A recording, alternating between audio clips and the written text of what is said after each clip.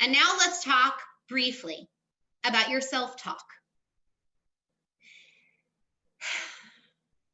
In order to speak up, I'm going to need us all to stop doing one thing. I normally encourage the positive building of habits as opposed to the negatives, meaning I prefer to say, hey, do this rather than don't do that. But there is one thing I have to say, try not to do that with. If you're feeling the nervousness, the excitement, the uncertainty, the discomfort, right there in that moment, stay on the brink, take the breath, and create a positive replacement thought.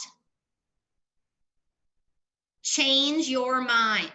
I just listened to a beautiful podcast episode this afternoon called Don't Believe Everything You Think.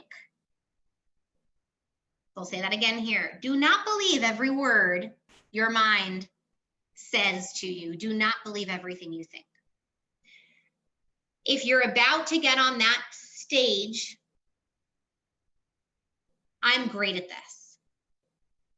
Even though I've had a hard time with this in the past, I know I can do a great job now.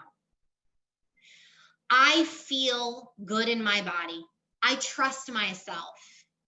I stand tall and stand firm in my conviction.